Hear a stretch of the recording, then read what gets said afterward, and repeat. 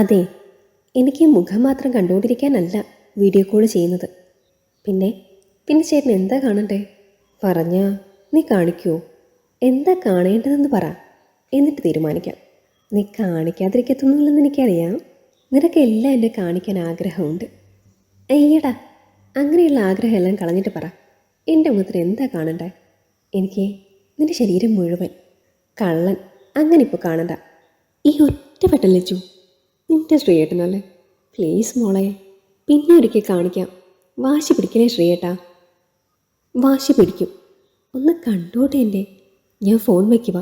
അപ്പുറത്ത് എന്തോ ശബ്ദം. അവൾ പെട്ടെന്ന് ഫോൺ വെച്ചു. റൂം തുറന്ന് വെളിയിലേക്ക് ഇറങ്ങുമ്പോൾ വീണ്ടും ഫോൺ ശബ്ദിച്ചു. എന്താ ശ്രീയേട്ടാ? എടി, ഒന്ന് കാണിക്കേ. ഈ മനുഷ്യന് ഒരു നാണവുമില്ലേ? എനിക്ക് കാണാതെ കിടന്ന് ഉറക്കം വരില്ല. കല്യാണം കഴിഞ്ഞ് കണ്ടാൽ പോരെ? പറ്റില്ല. ഇപ്പോൾ കാണണം. കല്യാണമൊക്കെ പിന്നല്ലേ?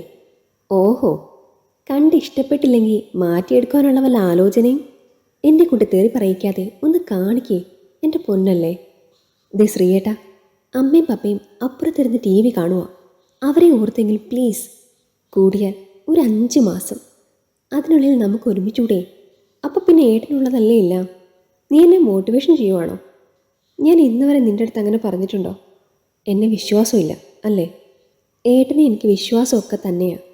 പക്ഷേ എൻ്റെ ശരീരം കല്യാണത്തിന് മുൻപ് ഒരാൾ കാണുന്നതിനോട് എനിക്ക് യോജിപ്പില്ല. അത്രയ്ക്ക് ബുദ്ധിമുട്ടി ജീവിക്കുന്നവളല്ല ഞാൻ.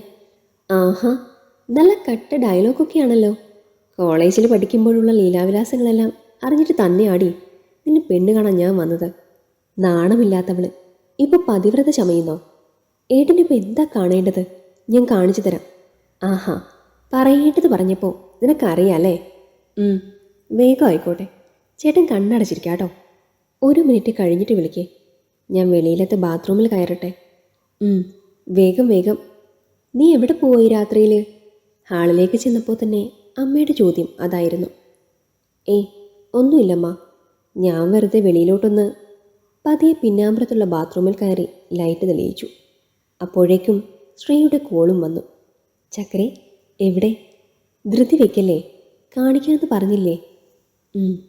ശ്രീയേട്ടൻ കണ്ണടച്ച് പിടിക്കാം. ഒക്കെ റെഡിയാകുമ്പോൾ മോള് വിളിച്ചാൽ മതി കേട്ടോ. അവൾ സമ്മതം മൂളി. ശ്രീയേട്ടാ, ഇടയ്ക്ക് വെച്ച് കണ്ണു തുറന്ന് കട്ട് തിന്നല്ലേ? ഇല്ലടി, എൻ്റെ പൊന്നു പറഞ്ഞാലേ തുറക്കൂ. ഹലോ, കണ്ണു തുറന്നോളൂ. ആഹാ, ഇത്ര പെട്ടെന്ന്? പറഞ്ഞു മുഴുവിപ്പിക്കും മുൻപ് കയ്യിലിരുന്ന ഫോണിൽ ശ്രീ കണ്ടത് തൻ്റെ അമ്മയുടെ ചിത്രമായിരുന്നു. ഇതിൽ കൂടുതൽ എന്നോട് ഇനി ഒന്നും ചോദിക്കരുത് ശ്രീയേട്ടാ. ഞാൻ ഇന്ന് വരെ ഒരു പുരുഷനായാണ് നിങ്ങളെ കണ്ടത്. പക്ഷേ അതല്ലെന്ന് നിങ്ങളിന്ന് തെളിയിച്ചു. ഡീ, അയാൾ അവൾക്ക് നേരെ അലറി. കൂടുതൽ അലറണ്ട. എനിക്ക് നേരെ നിന്റെ ശബ്ദമൊന്ന് ഉയർന്നാൽ നിന്റെ ലീലാവിലാസം ഈ ലോകം കാണും.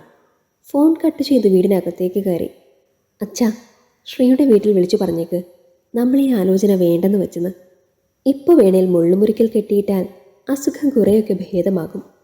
കുറേ കൂടി കഴിഞ്ഞാൽ വട്ടായി പോകുമെന്ന് കൂടി പറഞ്ഞേക്ക്. അവൾ റൂമിലേക്ക് നടന്നു. ചില ഓർമ്മപ്പെടുത്തലുകൾ. ശരീരം പങ്കുവെച്ചുള്ള സ്നേഹം വേണ്ടെന്ന് വയ്ക്കൂ. മനസ്സുകൾ തമ്മിലുള്ള സ്നേഹബന്ധം പങ്കുവെക്കൂ. ഈ കഥ നിങ്ങൾക്കിഷ്ടമായെങ്കിൽ ലൈക്ക് ചെയ്യൂ. നിങ്ങളുടെ അഭിപ്രായങ്ങൾ കമൻ്റായി രേഖപ്പെടുത്തൂ. കൂടുതൽ കഥകൾ കേൾക്കാൻ ഈ ചാനൽ സബ്സ്ക്രൈബ് ചെയ്യൂ.